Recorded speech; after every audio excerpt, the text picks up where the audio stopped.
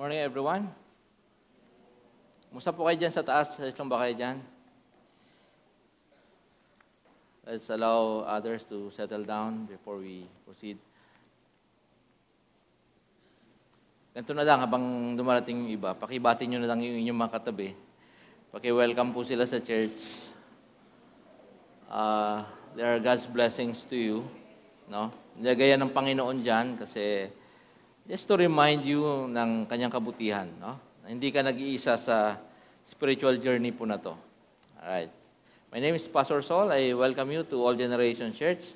At isa po sa ating mga ginagawa dito sa church, just before we hear the Word of God, is we would invite people, kayo pong lahat naman nandito, to spend at least ilang mga minuto in silence. Tayo po ay manahimik, atin pong kausapin ng ating Panginoon. Baka ang iba sa inyo ay mga gustong ilapit kay Lord, no? Mga sitwasyon ng buhay, mga kabigatan ng buhay, mga prayer requests na masyadong nakakahiya pag sinare nyo pa sa iba. But sa Panginoon, pwede po nating dalhin. Sige po mga kapatid, let us use this moment of silence to talk to the Lord. Dahil alam po natin na nakikinig ang Diyos sa ating mga panalangin.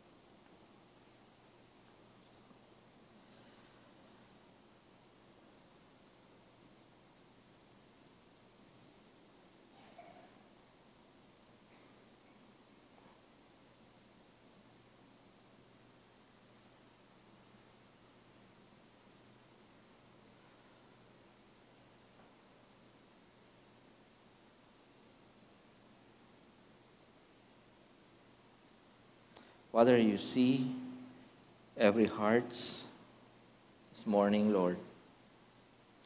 May iba't ibang mga konteksto, iba't ibang sitwasyon, iba't ibang mga request, Panginoon, na inilalahad sa inyo. Ng mga sitwasyon ng aming mga buhay, Panginoon, gives us uncertainties. The only assurance that we have, Father, is your presence in our midst. And your promise, Lord, of listening to us, hearing our prayers, Panginoon. Ano man po ang aming mga sitwasyon, mga kabigatan ng buhay, amin po itong dinadala sa inyo, Panginoon. Others are in the crossroad of life, Lord, making decisions, big decisions, Panginoon, that will impact their lives. I pray, Lord, for wisdom. Ituro niyo sa kanila, Panginoon, ang inyong kalooban. Iba dito, Lord, may mga problems sa kanilang relationships. Hardest problems, Panginoon, are mga sitwasyon sa loob ng tahanan, sa pamilya. May mga hindi pa kasundo, Panginoon. Remind us that you are the Prince of Peace. Kayo po ang prinsipe ng kapayapaan. Ang nais po ninyo, Panginoon, is to dispense peace in the midst of chaos. Meron din dito, Panginoon, na ang dala-dala ay physical na karamdaman, Panginoon. We remember our brothers and sisters, Lord, na hindi makapunta po dito sa kanilang mga physical limitations, kanilang mga buhay. Pray, Lord, for healing. We still believe that you are the one who heals, Lord, ang aming mga karamdaman. Yet others are looking, Lord, searching for jobs, mga trabaho, May mga economic issues, Panginoon. Lord, provide for our needs, Father. Lord, we also pray for our country. This country, Lord, that is heavily divided. Aming mga political landscape, Panginoon, na hindi magandang tingnan. Ngunit naniniwala po kami that you are the one who is ultimately ruling this country, Lord. Sa inyo po kami magpapasakop, Panginoon. Sa inyo po kami hihingi at maghahanap ng pag-asa, katiwasayan, Panginoon, aming bansa. Kung mayroon man dito, Panginoon, na sa umagang ito, Lord, ang nais ay spiritual revival, nakakaranas ng spiritual dryness, hindi na kayo naririnig, Panginoon. Coming here, Lord, is parang last resort sa buhay. Lord, remind that person that you are our Father who embraces prodigals. Panginoon, you welcome us, Lord, sa aming pong mga kahinaan. Sa aming pagbabalik loob sa inyo, Panginoon, nagalak po kayo, tanggapin ang bawat isa sa amin. Speak to us this morning. This is our prayer. In Jesus' name, amen. This morning, mga kapatid, I will be starting a new series on the sower, the power of the gospel and the condition of your heart. Yan po yung title natin. This is a parable. May 4 po na klase ng soil na binabanggit ang ating Panginoon. And today we'll begin with the first soil. No? The title of our message is Trampled and Snatched.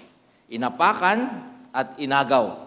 Yun po yung isa sa mga una sa mga soils sa parable na binanggit ni Jesus doon sa ating binasa kanina. Ano po ba ang implications po nito? Tayo po kasi ay nag-uusap patungkol sa paghahayag ng mabuting balita ng Panginoon, the preaching of the Word of God, yung salita ng Panginoon na inahayag at tinatanggap sa puso ng tao. So mayroon daw pong 4 na klase ng puso na binabanggit ng ating Panginoon patungkol sa gospel, patungkol sa salita ng Diyos. Ano bang klaseng puso meron tayo? Yan. Ito po ay paalala sa atin. At medyo negative ng konti ito pong ating mensahe ngayon in the sense na nakakalungkot ito. No? Pag tinignan natin mamaya, ito isang puso na talagang hindi man lang naka-penetrate. Hindi man lang naka-ugat yung binhi ng salita ng Diyos. Nung ito po ay nahulog doon, agad po itong kinuha sa pusong ito. Nothing happened there. No? Walang kahit anong nangyari dito sa puso na to. Bagamat ganon, naniniwala po ako na sa ating kalagitnaan ngayon, merong ginagawa ang Diyos. Sa mga puso ng mga tao, kahit yung mga wala dito, alam kong may mga pangungusap ang Diyos sa kanila. No? Tingnan po natin itong survey na to na ginawa sa US. This is very recent, mga kapatid. At magugulat kayo, kung iniisip ninyo na walang pakialam ang mga tao sa mga spiritual matters, ba'y nagkakamali ho tayo. This is in the US, no? Tingnan po ninyo ito, mabilis lang. This is from Barna Group. Spiritual openness. Ganon daw ba ka-bukas, ka-open yung mga tao sa Amerika? No? Ito po ay 2023 survey. So last year lang po ito. Halimbawa, ang mga naniniwala sa Diyos sa Amerika, 77% ng mga tao. Taas yun. No, ang mga nagsabi naman na gusto kong lumago spiritually, gusto kong maging matured sa kanyang spiritual na buhay, 74%. Okay? At nagsasabing, I am more open to God today than I was before the pandemic. So 2019, pababa, hindi ganong open yung mga tao. Pero ngayon, naman nagsasabi na open sila sa Panginoon o sa mga usapin patungkol sa Diyos ay 44%. So, tingnan naman natin itong isang survey. No? Ibang tanong naman po ito. Sa mga adults sa Amerika, yung mga medyo may edad na, no? Ang tanong is, do you think there is a spiritual or supernatural dimension to the world, or do you not think this? 50% ang nagsasabing, yes, naniniwala kami na mayroong spiritual or supernatural dimension ang mundo. Ang nagsabing, yes, naniniwala ako, pero hindi ako ganun kasigurado, 30%. Ang nagsabing, hindi ako naniniwala, or I don't think it exists, no? Parang hindi siya ganun kasigurado, 11%. And then 9% ang nagsabing, hindi siya totally naniniwala. So itong survey po na to ay October 21 to 31, 2022. Exactly 2 years ago. Panguling survey, tingnan natin to. No? Sa mga age groups naman, tingnan niyo kung nandito rin kayo. Sa mga Gen Z, I'd like to grow spiritually, 73%. Mataas yan, ha? Mga millennials, 77%, mas mataas. Gen X, 77%, mataas din. Boomers. Meron pa palang mga boomers? Gano'n, ano? Yari na naman ako mamaya. Mga boomers, yung mga pinanganak bago nakita ni Magellan ng Pilipinas, eh. No? Joke lang. Boomers po after ng World War II. Yan, to be exact. 72%. Mataas din, no? At ang tanong sa pangalawa ay, kayo ba ay sigurado o naniniwala ba kayo na mayroong spiritual na dimension ang buhay?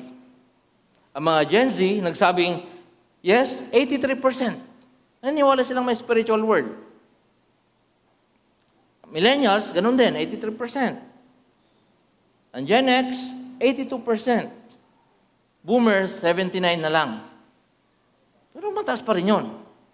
No? Pangatlo, na tanong, believe in God or a higher power? Ang tanong sa kanila, kayo ba ay naniniwalang may Diyos? Or mas mataas kaysa sa atin? Mga Gen Z, ano ba edad nito? Kasi ang gulo na nito eh. No? Parang 2 taon lang, nadadagdag na naman ng 97 or mga ganyan, no? Mga very unstable na generation. Believe in God, 77%. Ang millennials, 76%. Ang Gen X, 77%. Mas mataas ang mga boomers, naniniwala silang may Diyos, at 79%. Now, this is in the US. Gusto ko lang pong sabihin dito, mga kapatid, bagamat parang nakikita natin hindi interesado ang mga tao sa mga spiritual na mga bagay, pero ang totoo, pag tinanong sila, naniniwala pa rin silang may Diyos. Naniniwala pa rin silang kailangan nating maniwala sa Panginoon. Parang nung panahon ni Jesus, nung binibigay ni Jesus itong kanyang parable of the sower. Ang totoong kalagayan noon, people are interested about religious stuff. Interesado po silang makinig sa teachings ng ating Panginoon. Many people gathered to hear the message of Jesus. Diba? Kaya nga sumakay na lang si Jesus sa boat kasi nandun sila sa Sea of Galilee.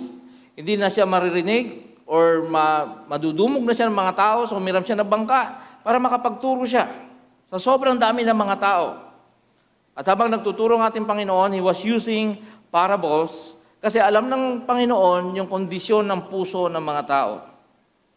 At wala pong nabago dyan, mga kapatid. There is nothing new under the sun. Pare-pareho pa rin ang kalagayan ng puso ng mga tao noon at sa ngayon. Kaya gumamit si Jesus ng parables. Now, ano ba ibig sabihin ng parables? Parables, ito po yung kanyang mga direct translations.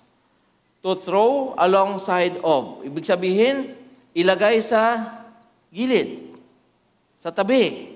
Or, sa ibang translation, ang parable ay nagsasabing, ito daw po ay mga kwento sa mundo, earthly stories, with heavenly meanings. Parabola or talinghaga. Kwento na nakaka-relate tayo, pero ang ibig sabihin niyan, Ang meanings niyan ay heavenly or galing sa, o may patungkol sa mga makalangit na mga bagay. Alam mo batid ng ating Panginoon, yung kapangyarihan ng gospel at saka yung worth ng gospel, kaya gumamit siya ng parables to conceal, itago yung meaning nito para sa mga taong na nandun lang, interested, pero wala po silang inclination towards heavenly things. He hides the meaning because their hearts are interested but not sincere. May pag-asa dahil naniniwala pa rin mayroong Diyos. Ang tanong, sincere ba na naghahanap sa Diyos? Balikan natin yung Matthew chapter 13. Basahin natin. Nagsasalita ako sa kanila sa pamamagitan ng talinghaga sapagkat tumitingin sila ngunit hindi nakakita. At nakikinig ngunit hindi naman nakakarinig ni nakakaunawa man.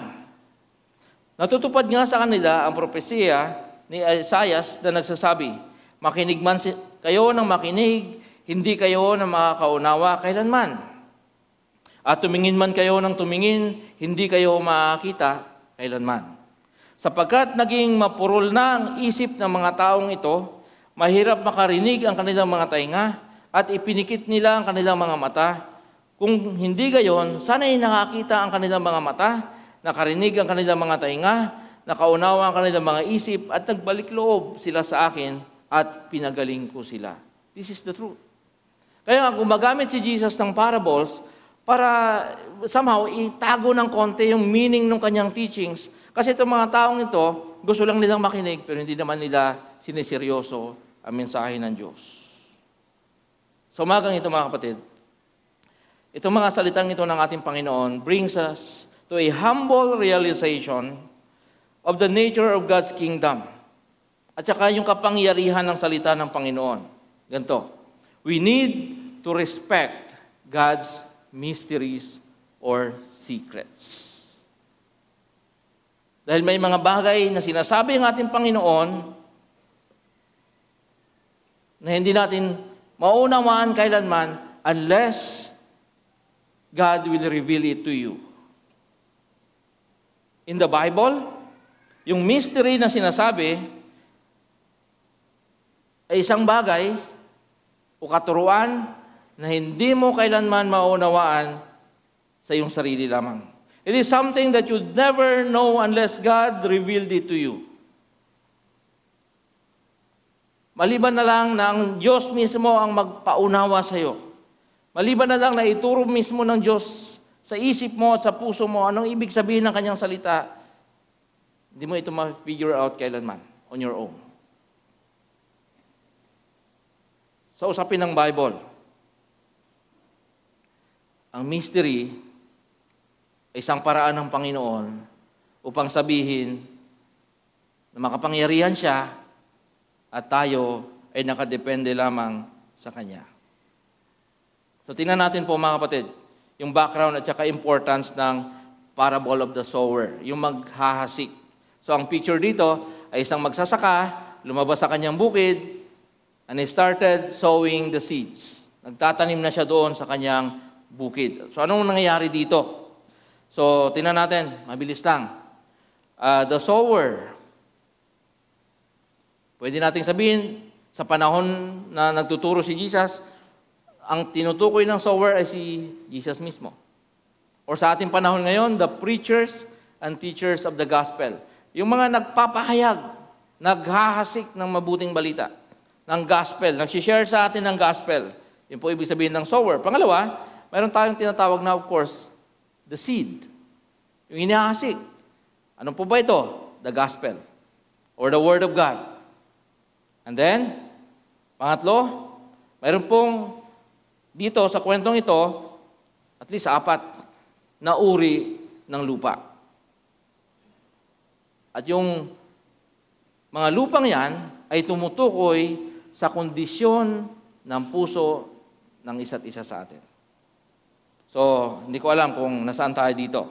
Unahin natin yung una binanggit ni Jesus na lupa. Ito daw po ay matigas na lupa at nasa gilid ng daan. Okay. So the story began with the sower going out to sow his seeds. Sa kanila pong agricultural world, kasi wala pa noon yung mga technology, di ba? Wala pang soil testing noon. Ngayon, kukuha ng sample, dadalhin sa lab at sasabihin, hindi mabuting magtanim dito kasi hindi maganda yung soil. Wala pa niyan noon. So anong kanilang ginagawa? Naghahasik muna sila ng binhi, saka sila nag-aararo. Dito sa atin ngayon, baliktad. Mag-aararo muna, saka magkahasik ng binhi. So anong logic nito? Bakit ganon? Kasi nga, wala pang modern technology, di nila alam kung anong klaseng soil yan. Pag inihasik na yan at inararo yan, saka pa lang malalaman ng farmer kung anong klaseng lupa ang kanyang hinasikan. Ganun sila kawawa noon in terms of technology.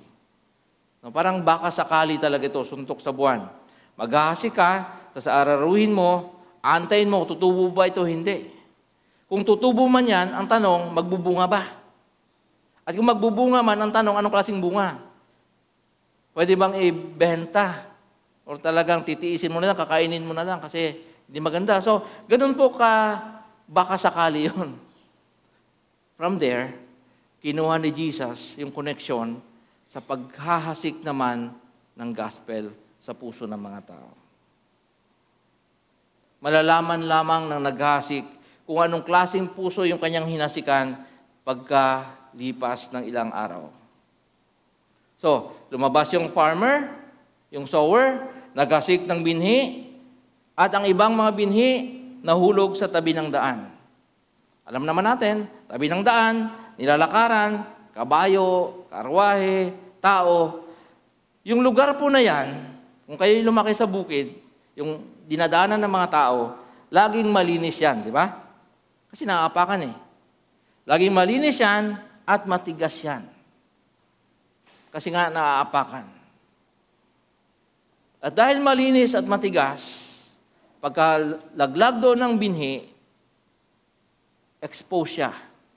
At ang sabi ng ating Panginoon, yung mga nahulog doon, nakita ng ibon at agad tinuka ng ibon. This is a perfect parable by Jesus to illustrate about the complex interaction between the precious message of salvation. May nag-share sa'yo ng gospel. That's very precious. The Word of God is very precious. The condition of the human heart. Saan ba napupunta at ano ba ang nangyayari dito sa gospel na to na ibinahagi sa puso ng tao? You need to know the condition of the human heart and the works of the devil. Ganun siya mga kapatid. Inihasik ng isang tao, yung salita ng Diyos, nahulog sa puso ng isang tao. At ngayon ay papasok ang demonyo upang kuhanin, pilit na snatch yung napakahalagang mensahe na yon na nahulog sa puso ng isang tao. This message is for you to look deeper into your heart. At tingnan mo ngayon, habang nakikinig ka, hindi aksidenteng nandito ka ngayon, tingnan mo ngayon, anong klaseng puso mayroon ka sa gospel. Huwag naman sana na yung puso mo ngayon ay katulad nung nasa tabi ng daan na matigas at exposed at pag nahulog doon yung binhi, agad yung kukunin ng ibon. At ang ibon na tinutukoy doon ay walang iba kundi ang dyablo. Kukunin niya agad yun. I expect some of you na nandito ngayon, nakaupo, magiging grateful kayo kay Lord. Magpapasalamat kayo sa Panginoon. Kasi for obvious reason, nandito ka ngayon, the gospel is flourishing in your heart. May nangyayari, nagbubunga. Yumayabong yung gospel sa puso mo. May nangyayari dahil lumalago ang salita ng Diyos na nandyan sa puso mo. Pero, Naniniwala po ako na mayroon din ditong makaramdam ng mga disturbing emotions, may mga inner struggles. Ngayon, magiging uncomfortable kayo marahil as you begin to develop. Teka lang, talaga bang na-accommodate ng maayos yung gospel sa puso ko? Yan. Yan yung pag-iisipan ninyo mabuti ngayon. And also, it will extend to those people na naalala mo, binahaginan mo ng salita ng Diyos, nakapakinig ng gospel, at ano kaya nangyari sa kanilang mga puso? Ano kaya ang nangyari sa gospel na binahagi ninyo sa kanila? No matter kung ano man ang naramdaman mo ngayon, kapatid, I would encourage you to listen with an open heart. Ito yan. Ang katotohanan sa kwentong ito. Number 1, there will always be a willing and faithful sower. Meron talaga. Kahit anong mangyari, meron talaga mga tao na ang hangad nila ay magbahagi ng salita ng Diyos. Sana ikaw yon. Faithfully, they will do their duties. Faithfully, kahit saan sila na mapunta, maghahanap yan ng opportunity, bahagi ang salita ng Panginoon. Kahit sa mga persecuted countries like China, Iran, North Korea, the churches are advancing. Why? Kasi kahit maraming humahadlang, may mga tao talagang ibibigay nila yung kanilang buhay para sa salita ng Diyos. Upang ihayag ang salita ng Panginoon. And this is a challenge for us. In this free society, in this free country, what are we doing? Gaano tayo ka-intentional na abutin ng salita ng Diyos ng ibang tao? Sa parable po na ito, ipinapakita lang na hindi mauubusan kailanman ng tagahasik. At hindi po kailanman lalagpas sa kota ng Diyos yung mag-volunteer na maghasik. Marami na sila dyan. Okay na yan. Hindi po ganun. Kasi maraming mga taong mangangailangan nito. Pangalawa, there will always be a great abundance of seeds. Hindi lamang po marami ang willing maghasik, kundi mas lalong maraming supply ng seeds or ng gospel. Sabi ko nga, even in countries, in societies, na talagang very dangerous for Christians. Yung persecution, yung mga incidents ng persecution, masyadong mataas, pero marami pa rin pong mga gospel messages na nahahayag, lalo because of social media. Ang good news, katulad ng ating survey kanina, kahit hindi natin ganong nararamdaman, pero dumadami po yung mga simbahan. Dumadami po yung mga naniniwala sa ating Panginoon. For example, Indonesia, by population, sila po yung world's largest Muslim country. Kahit tingnan nyo kahit saan, Google, Encyclopedia. No? Pero alam nyo ba na ang pinakamalaking church na sa Indonesia? Gospel is advancing kahit saan. Number 3, the abundance of seeds. Ito tandaan nyo to. Dahil maraming seeds and the tendency to produce many fruits, pag natanim ng maayos, are what makes the seeds prime target of the enemy. Dahil alam ng dyablo kung gaano kalaking pagbabago sa buhay ng isang tao, ng isang society, ng isang bansa, pagka nahasik ng maayos sa puso at tinanggap ng mga tao ang gospel, gagawin lahat ng dyablo upang nakawin yan sa puso ng mga tao. Ganon siya kakumbinsido sa kapangyarihan ng gospel. Think of that. Agawin niya yan, mga kapatid. Kung iniisip natin na tayo lang yung may ginagawa, tayo lang ang lumalabas at naghahasik, mali tayo. Kasi habang naghahasik ka, Satan is also working. And by the way, Satan is always punctual. Hindi nalilate ang dyablo. Aabangan at aabangan yan kasi siya mismo kumbinsidong makapangyarihan ang gospel. The problem sometimes is tayo mismo hindi kumbinsido makapangyarihan ng gospel. Tama ba? We share out of obligation pero sa mind natin, hindi na magbabago yung lasenggo na talaga, mamamatay na talaga yung lasenggo. Di ba? Samantalang ang dyablo, nagdo-double time siya kasi takot siya sa gospel. Naniniwala siyang makapangyarihan ng gospel. Kaya aagawin at aagawin niya yun. Tingnan natin to. Makinig kayo at unawain ang kahulugan ng talinghaga tungkol sa maghahasi. Kapag ang isang tao ay nakikinig ng mensahe tungkol sa paghahari ng Diyos, katulad ng ginagawa nyo ngayon, makinig. Ngunit hindi naman niya yon inuunawa. Okay? Siya ay katulad ng binhing nalaglag sa daan. Dumarating ang masama at agad, ano sabi diyan? Inaalis sa kanyang isip ang mensaheng kanyang napakinggan. So it's not about the problem of the sower. It's not the sower's problem. It's not the problem of the gospel. It's the problem of your heart.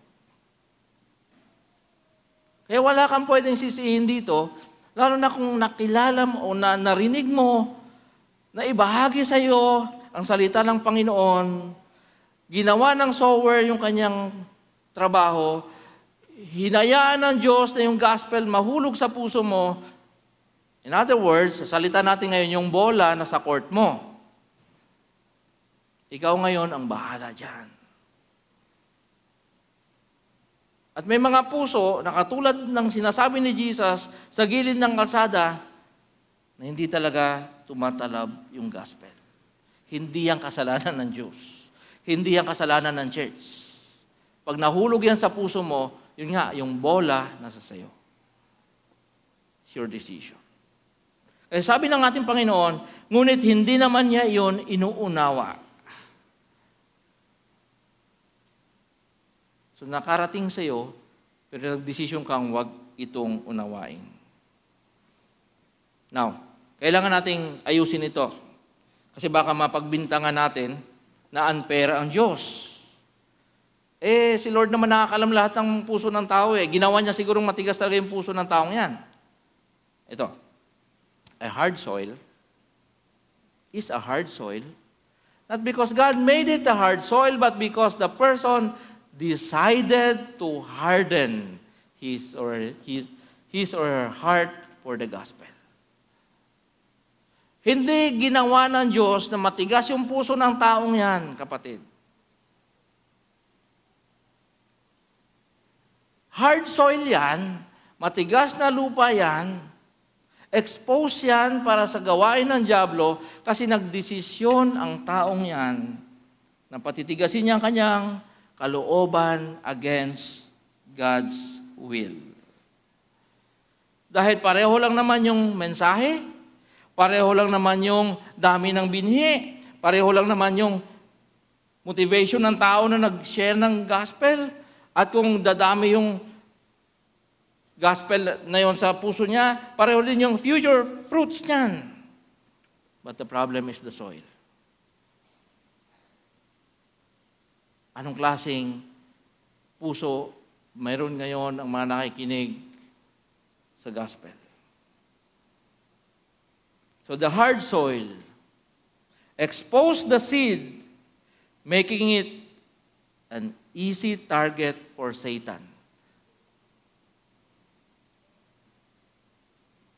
Trabaho at kagustuhan at kalooban ng isang tao na gawing matigas ang kanyang puso laban sa salita ng Diyos. Gusto ko yung explanation ni Luke, kaya natin siningit si Luke kanina.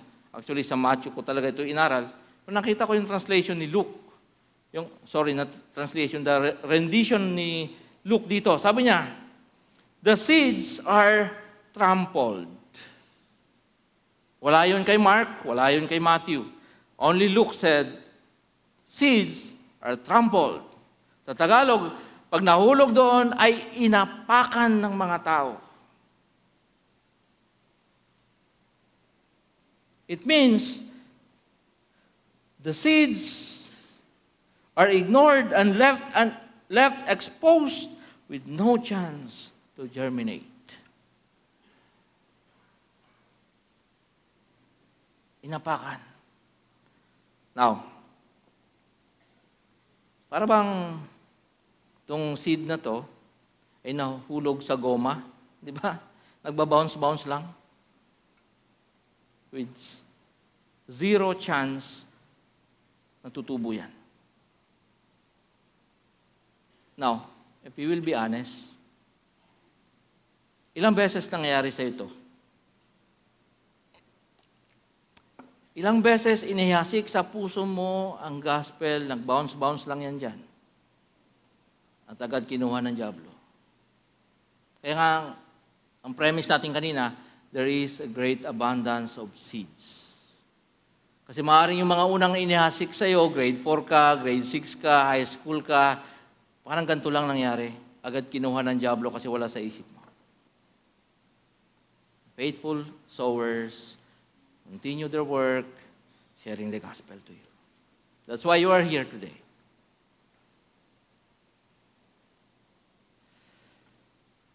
May mga tao talaga na para bang wala talagang magawang tama, no? Kahit yung gospel, inaayawan. I heard a pastor, paano kaya itong future ng pastor na to? Kawawa naman tong taong to. Bakit? Nagdoble-doble ba? Yung kanyang apelyido, Malirong. Mali na rong pa. No? At ito ngayon, mapapatawad do pa yun, no? Hindi niya makasalanan yun. Bumili ng bahay sa subdivision. Ang exact address niya, number 10, Mamali Street. Mamali is, I think, fish. No? Isang uri ng isasabi. Hindi na kasalanan ni Lord. Dito mapupuntang langit talaga itong taong to. Mali na, wrong pa, sa Mamali Street pa talaga nakatira. Ewan ko kung anong future nitong taong to. It is a sad reality for us today. Mga kapatid. There are people na kilala natin, do not appreciate the sowing of the seeds in their hearts. Ilang beses nang inihayag sa kanila ang salita ng Panginoon, parang wala talaga. In fact, their hearts and minds are so hard that they trample and expose the gospel.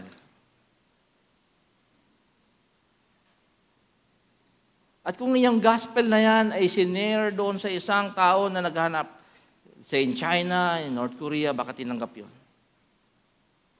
Huwag naman sana dito na tayo, ang ating papel sa mundong ito ay i-expose at apakan ang gospel. Ito sinasabi ng ating Panginoon. Dahil may mga ganyang puso. Hindi pa dyan nagtatapos. Hindi lang inapakan, hindi lang in-expose ang gospel, people even make Satan feel fat and well-fed. Dahil sa katigasan ng ating mga puso, mas lalong lumulusog, lumalakas, at nagiging magandang pangangatawan ng demonyo because he takes away, he eats the gospel that is sown in the heart of people. Huwag naman, kapatid. Natutulungan pa natin lumakas ang diablo lalo. Tayo pa mismo nagpapakain sa kanya. Sa ganyang uri ng sitwasyon, we can never blame God. Hindi mo pwedeng sisihin ng Diyos. Kasi ang Satanas ang kumikilos sa puso ng kanyang tao. Tingnan nyo ito. 2 Corinthians chapter 4, verse 4, sabi yan, hindi sila sumasampalataya sapagkat ang kanilang isip ay binulag ng Diyos ng kasamaan sa daigdig na ito. Kanilang isip ay binulag ng Diyos ng kasamaan, meaning si Satanas, upang hindi nila makita ang liwanag ng magandang balita tungkol sa kaluwalhatian ni Kristo na siyang larawan ng Diyos. Alam niyo yung disturbing dito sa kwentong ito, kapatid? Alam niyo yung pag sinabi ko sa inyo ay manginginig kayo, ito siya. It tells us that Satan himself believes in the power of God's word. Ang diablo mismo, si Satanas mismo, naniniwala siya 100% na makapangyarihan ang gospel. Kaya ang gagawin niya, he will keep men in the darkness. Hahadlangan niya lahat ng gawain upang hindi magkaroon ng chance o pagkakataon ang mga tao na maunawaan nila ang mensahe ng Diyos at ma-enlighten ang kanilang mga puso sa pamamagitan ng gospel. Because Satan believes in the power of the gospel, he is also at work during the teaching and preaching of God's word. Yes, nandun ang Holy Spirit, pero nandun din ang diablo. Nagabang din siya. Huh? He is a good theologian because he knows that once the Word of God makapenetrate sa puso ng isang tao, it will produce faith and repentance. So ang gagawin niya, hahadlangan niyang huwag makarating sa puntong ito sa puso ng tao, ang salita ng Diyos. His mission is to keep the Word from penetrating the heart. Now tell me, baliwala ba kay Satanas ang Biblia? Hindi ba siya naniniwala sa gospel? Paniwalang-paniwala siya na 24/7 tatrabahuin niya talaga yan, wag lang makapenetrate yan sa puso ng tao. Otherwise, bakit niya pag-aaksayan ng panahon? Di ba? Naagawin yan kung hindi yan mahalaga. Ganon ka-importante, ganon kahalaga, ganon ka-powerful ang gospel in the eyes of Satan.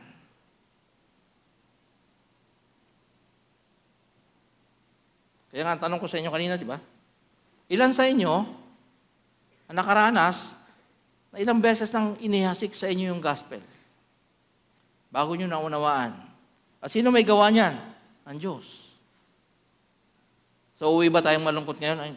At forever natin katatakutan ng diablo? Hindi po, mga kapatid. Kasi bagamat nagtatrabaho ang diablo sa puso ng mga tao, mas powerful ang ginagawa ng Holy Spirit yan. We have the Holy Spirit who convicts us, who enlightens our hearts with a still small voice, convincing us to listen to the Word of God. Sana ikaw yan, kapatid. Tingnan natin, para umuwi kayong masaya. Ano bang klaseng puso dapat? At anong klaseng puso ang hinahanap ng Diyos? At naniniwala ko sana naman, no? Ganitong mga puso mayroon tayo. Basahin natin to. Isang talinghaga ni Jesus. Ang kaharian ng langit ay katulad ng kayamanang nakabaon sa isang bukid. Sino dito mahilig mag-treasure hunt? Nagkalugi-lugi na kayo? No? Kasi may ginto dyan, may ginto dyan. Daming nalugi sa ganyan, di ba? May mga nabaliw pa nga dyan eh. Kasi may nakapanaginip na merong parang ganito yan. No? Kayamanang nakabaon sa isang bukid. Nahukay ito ng isang tao, ngunit agad itong tinabunan. Kasi baka ma-hold up ka pa eh. Itong nangyari yan. Tuwang-tuwa siyang umalis at binenta ang lahat ng kanyang ari-arian upang bilhin ang bukid na yon. Ang kaharian ng langit ay katulad din ng isang negosyante na naghahanap ng mga mamahaling perlas. Nang makakita siya ng isang perlas na napakahalaga, umuwi siya at pinagbili ang lahat ng kanyang ari-arian at binili ang perlas na yon. The Great Exchange ang tawag dyan. Pag nakita mo yung ganda ng gospel, tatalikuran mo lahat sa mundo. Sasabihin mong, this is it.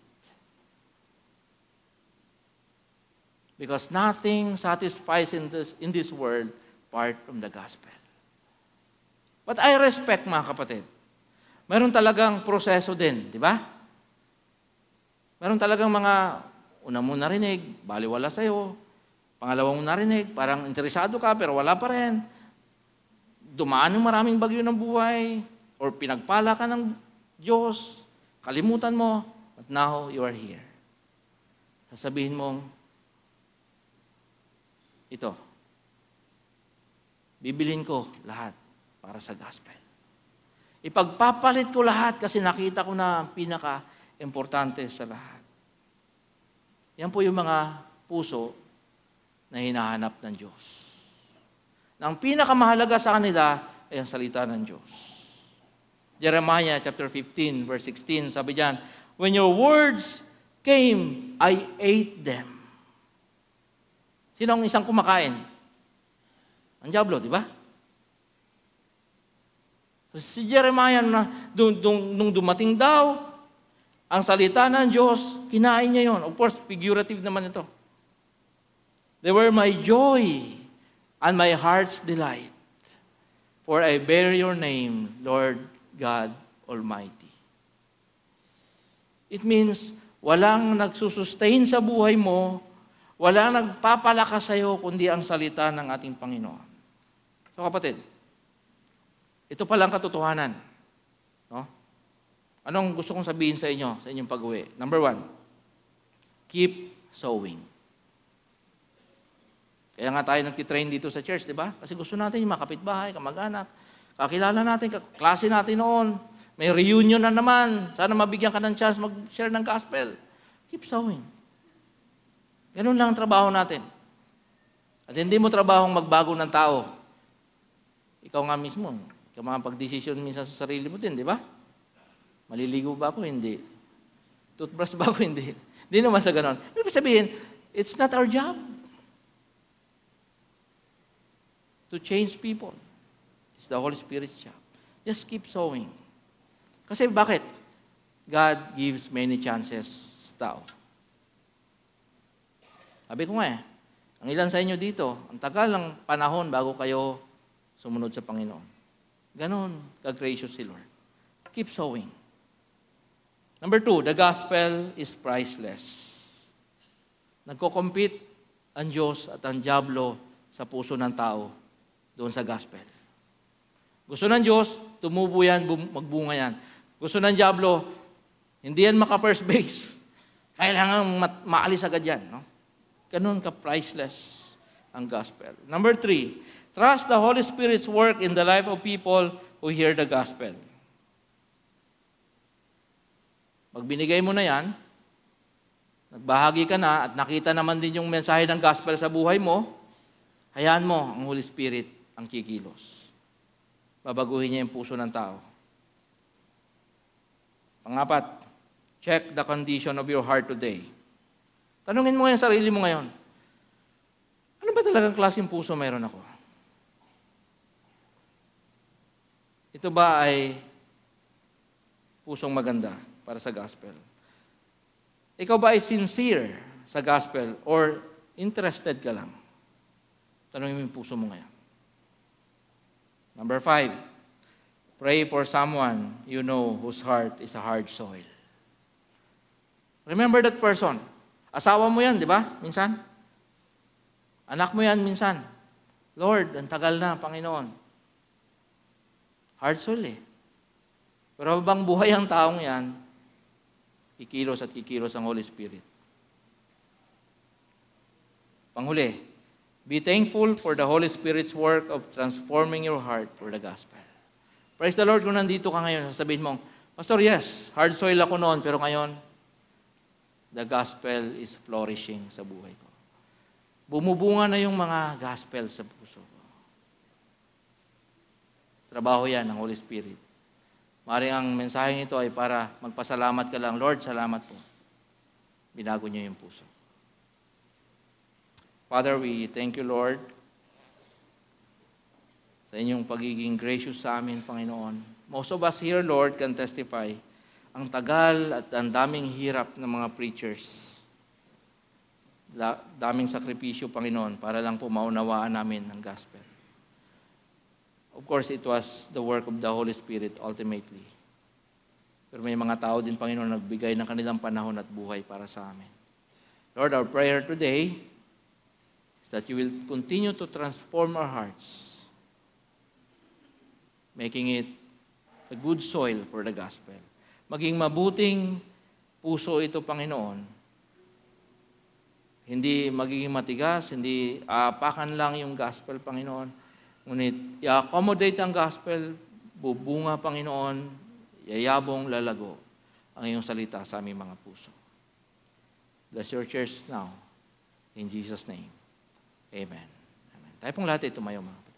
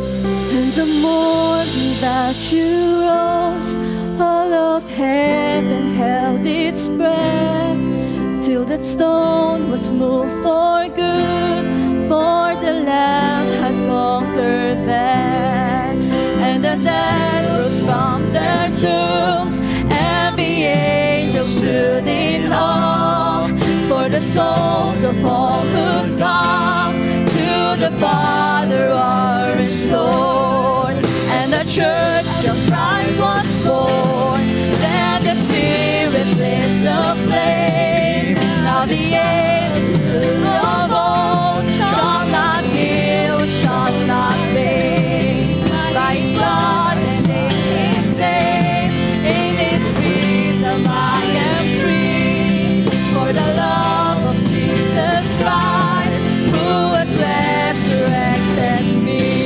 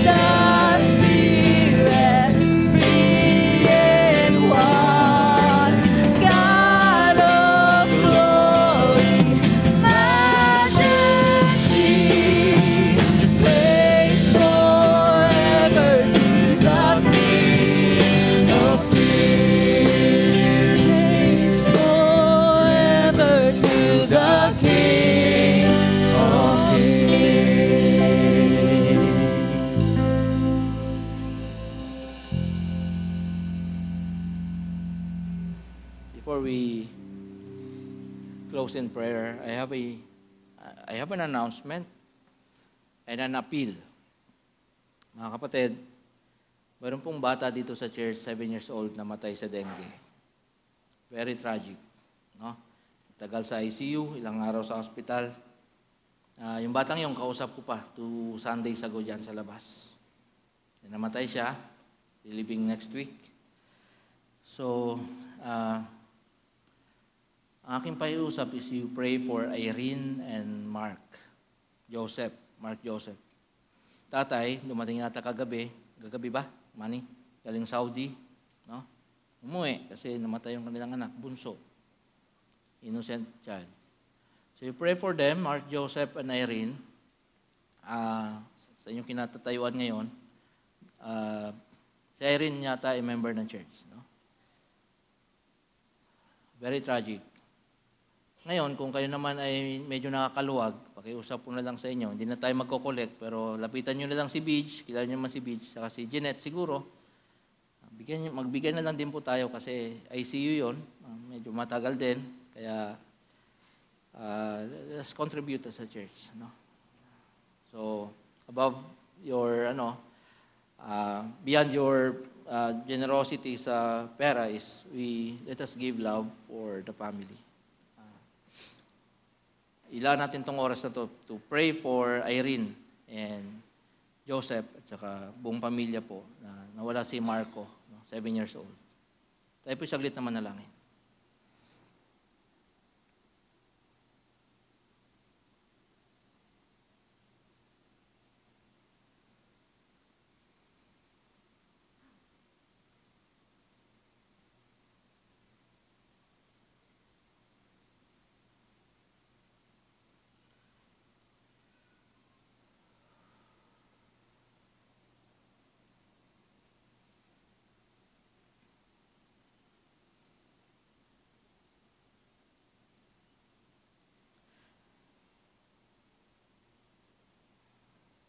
Father, we pray, Lord, for comfort. Our words will always fail, Lord, to describe the pain of parents losing their 7-year-old. In our eyes and estimation as human beings, Panginoon, this is unfair, this is very untimely, and this is beyond repair. That's why we exercise our faith. We come to you, Lord, and say, we surrender to your will. Kasi ang sabi niya yung salita, there will be resurrection. There will be reunion, Panginoon. Not in this world anymore, not very soon, but it will come. We place our entire faith and trust and hope in the goodness of your heart. We will never understand why this happened, Lord. And we seek no explanation. Only give us faith.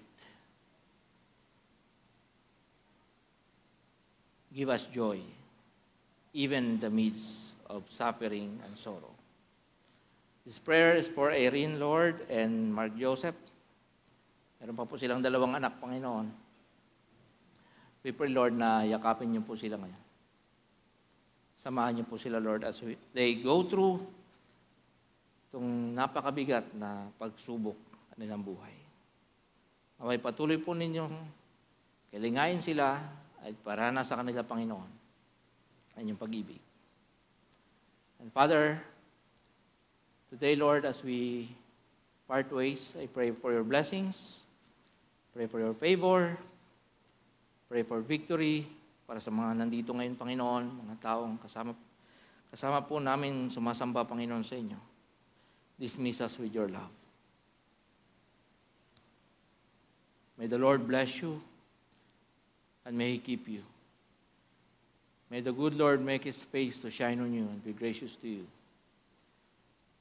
And may the Lord continue to give you peace, give you hope, and strengthen your faith. In the name of the Father, Son, and Holy Spirit we pray. Amen. Magandang umaga mga kapatid. Pagpalain po tayo ng Panginoon.